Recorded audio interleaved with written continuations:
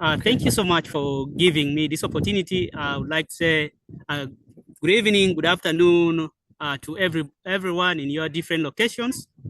By name, I'm called Likambo Isaac. I am the founder and executive director of the Refugee Voice. Today, we shall be in our project, which is the Edu Tech project.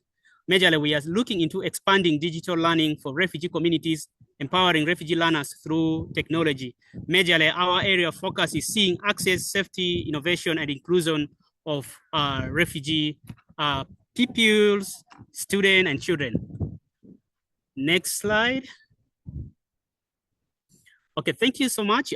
Brief introduction, who we are as the Refugee Voice. Refugee Voice is a refugee youth-led, youth-driven humanitarian and development organization founded early in 2020, basically as a social media advocate group. And then finally, in 2023, it transitioned to any refugee-led organization here in BDBD refugee settlement in Uganda.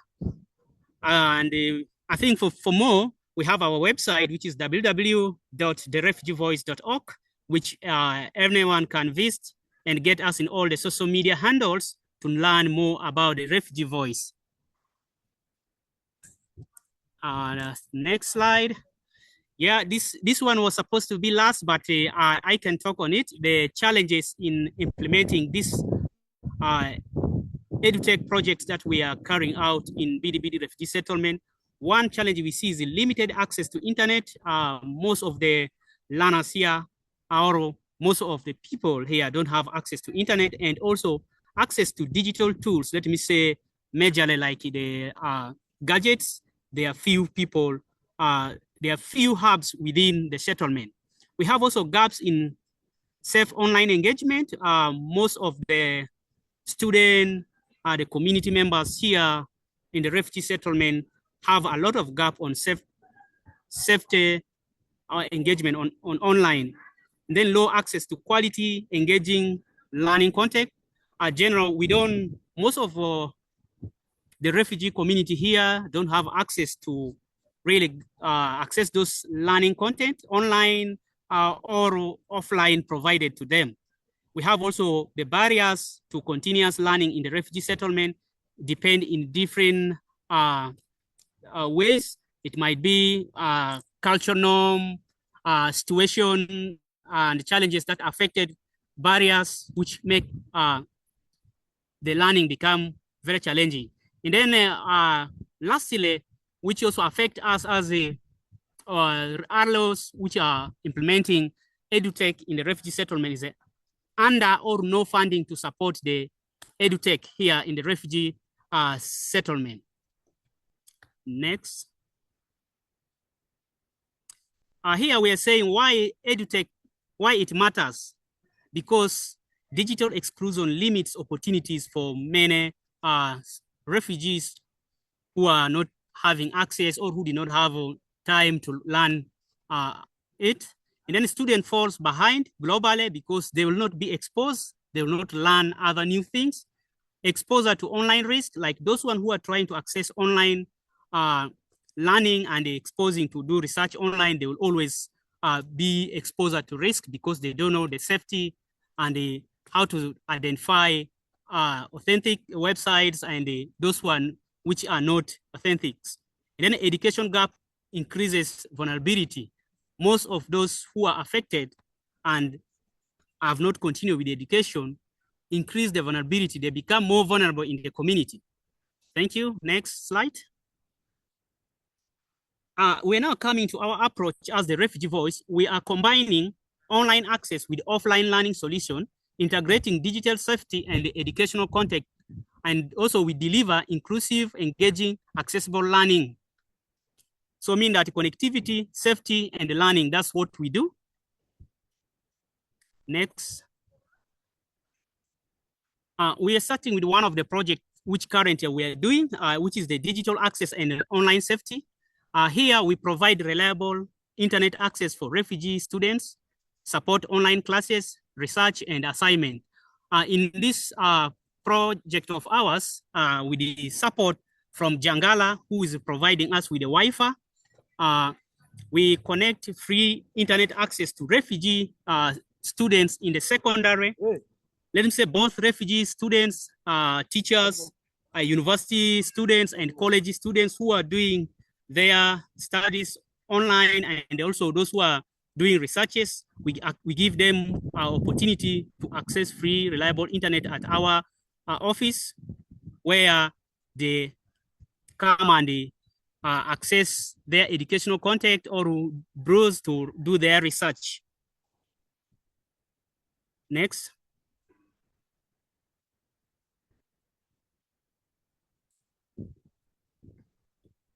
Yes, as those students are coming to our office to learn, to do their researches, access online, and they also attend their classes virtually, we also do trainings, training students on online safety, responsible internet use, and digital protection. So as they are coming to us, we only not give them access to the internet alone. So we have also to equip them with online safety and responsibility of using the internet, and also protect their digital protection skills, how they can protect themselves from maybe scammers, hackers, and also sites which are unauthentic.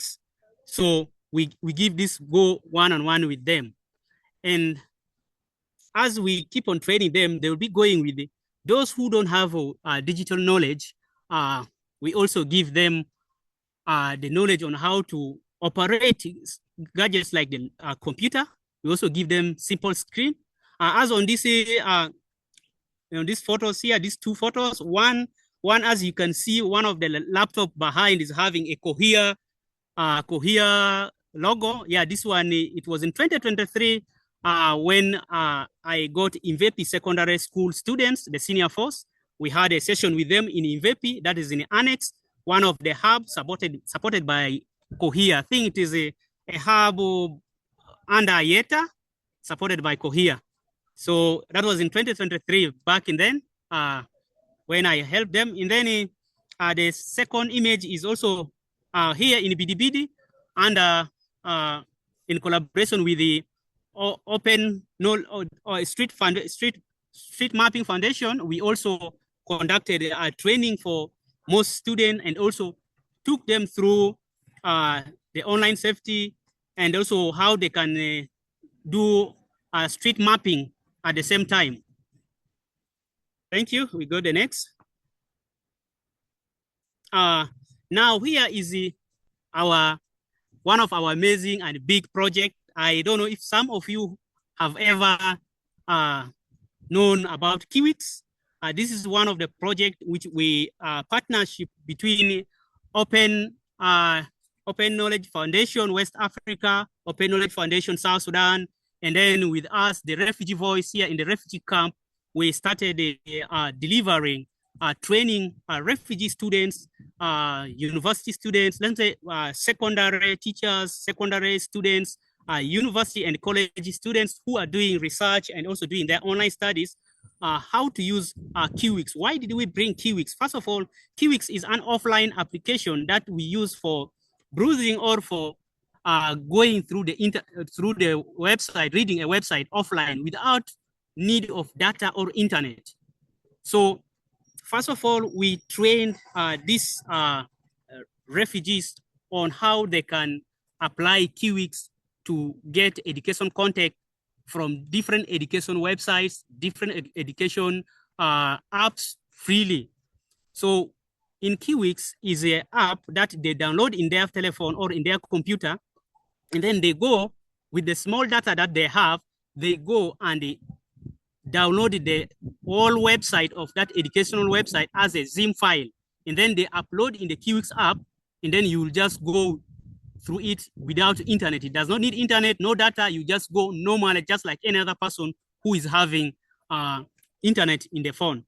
So this is the major thing. We have already reached like 2 secondary school, and some university students within the refugee settlement have reached us always. We have incorporated them together with when we are training the secondary teachers and secondary students together. We always bring them together and train them. We also have, sometimes we organize for special requests, like some teams in South Sudan can request us, and then others within here, we organize online session with them on how they can use the few weeks up.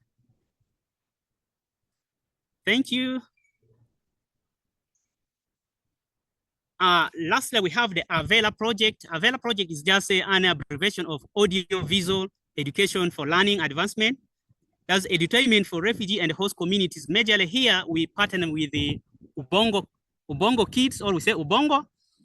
They provide us with the content, their educational content, which are in video form and audio form. This content are translated into Juba Arabic, or the local language, which is mostly spoken by South Sudanese here in the refugee camp. And it is consumed by children between 6 up to 14 years for a learning purpose. And also, we have some content that we give the guidance or the parent of those children so that they can learn how they can take care of their children.